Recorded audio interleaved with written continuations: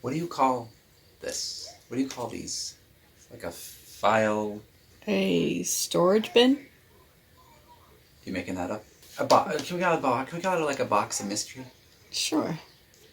So we have a few of these lying around. And each one, or this one anyway, there are roughly 1,000 different individual things in here. So we'll do it quick. We'll go through it fast. All right, let's look at some shit.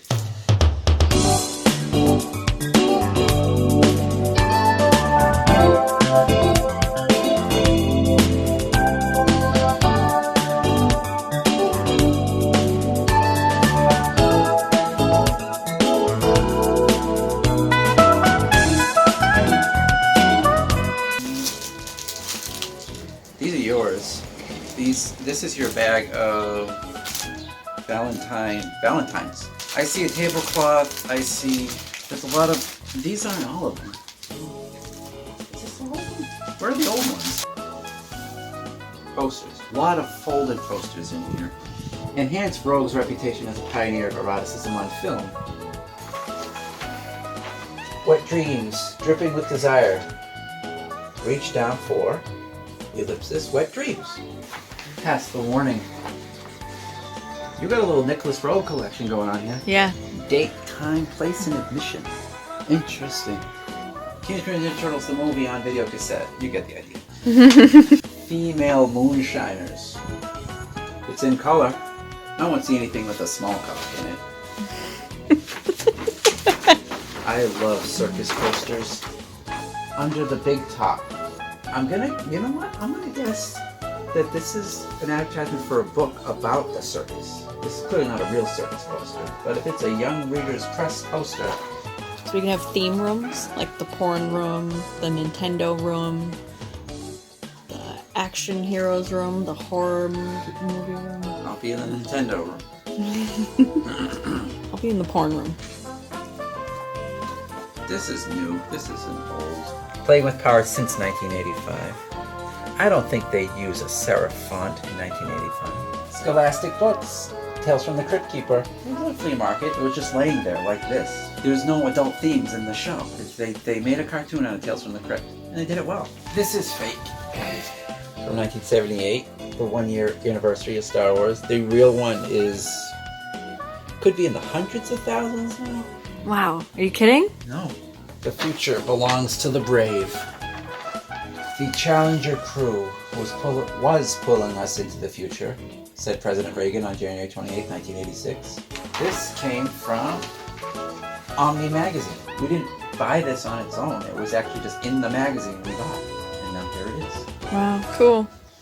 This is the great Brittany Murphy from Maxim Magazine, promoting Sin City. Oh. Reform School Girls. This is one of our first dates. Michelangelo, Raphael. Where are these folks? Hey, that's neat. The Flash. Who cares about the Flash? No one. Oh, but this one. You got April in a poster. You got a good poster. It's in a Chinese food font. It isn't a Chinese. That's clever. That doesn't also make any sense because they're not Chinese food. They're pizza. McDonald's. We don't have McDonald's stuff. Super Mario Brothers 3 Happy Meal.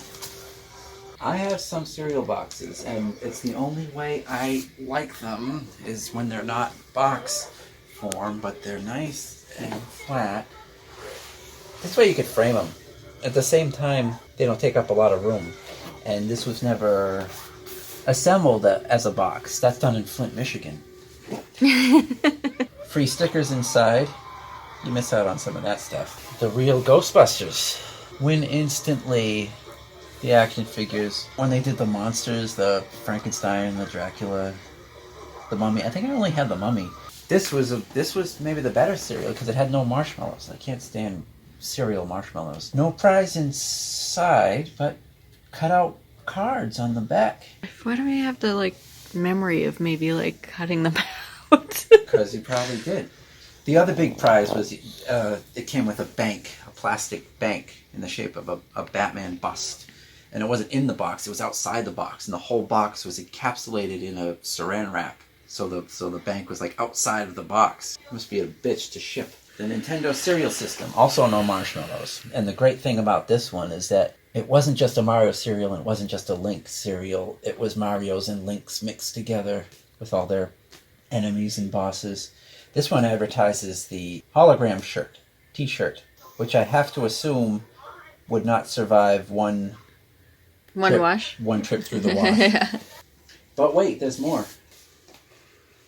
Oh, see, that's critical, because I remember that and I had the prize. The only prize this one has is another cutout of where you could pretend that your hand was a hand and you could be Thing. But you're talking about what were they, flashlights? Yeah. Were they flashlights? Yeah.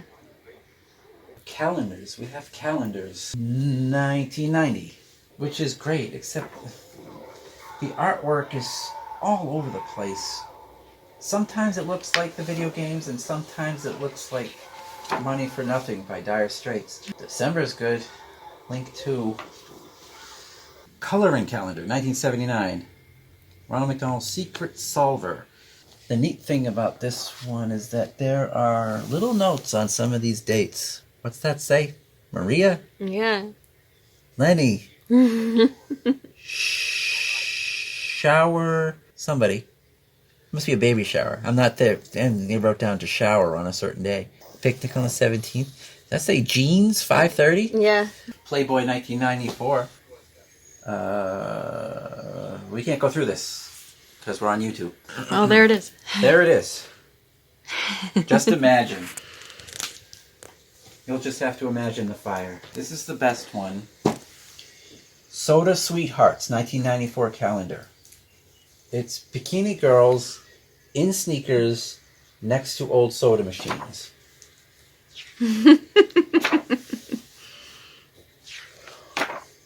When I die, if you remember nothing else about me, please remember that I had this calendar. There is nothing else that describes me better than this calendar. The Big Breast Calendar 2015. Again, we can't look at this. A folded poster for The Fog.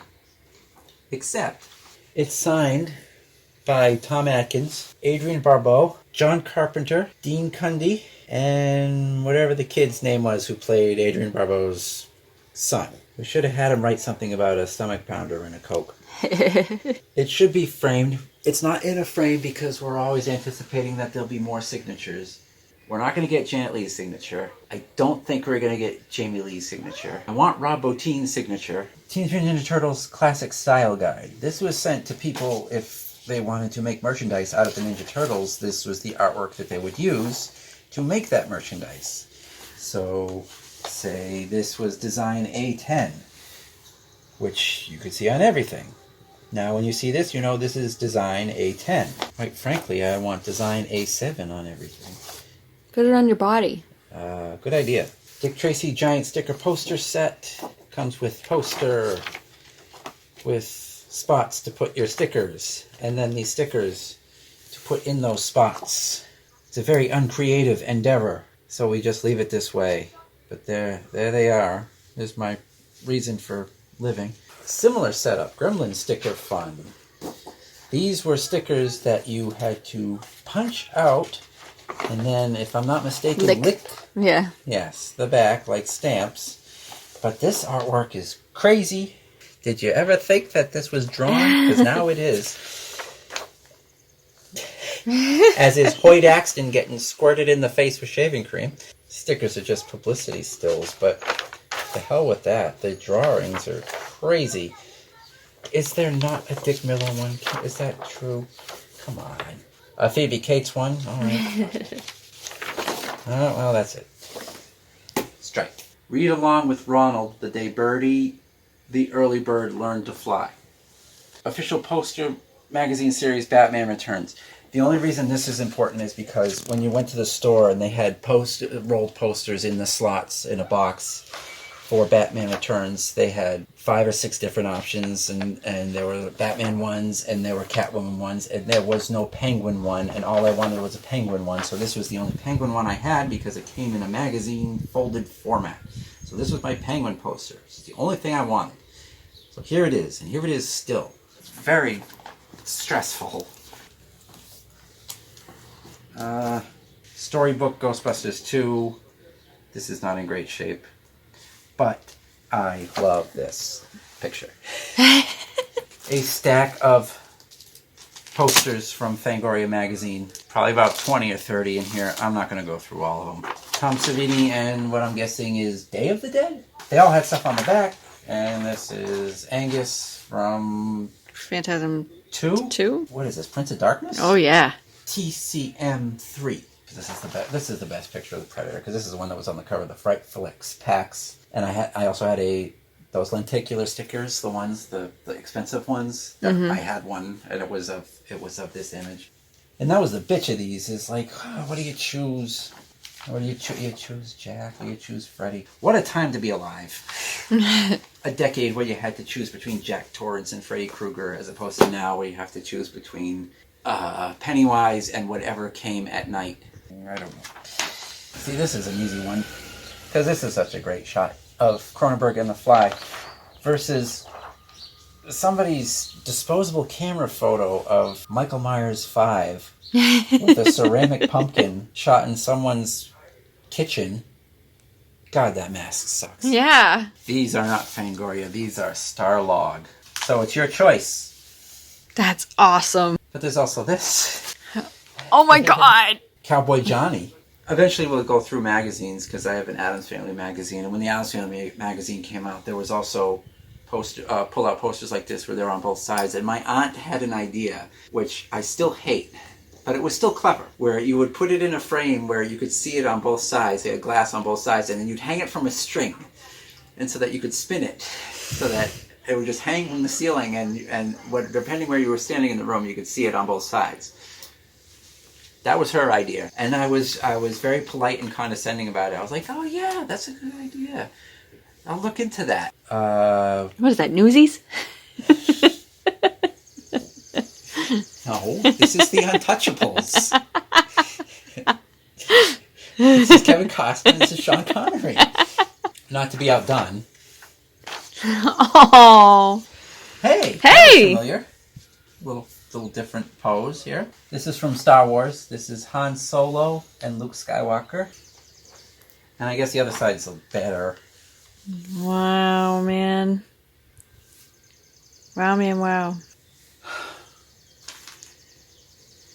All right, we're going to stop. All right, so this is officially part 1. Because why? Because ephemera.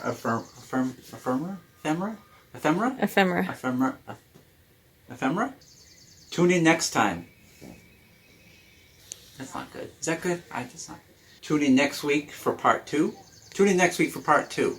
Tune in next week for part 2 of we're going to look. I feel like there should be a bigger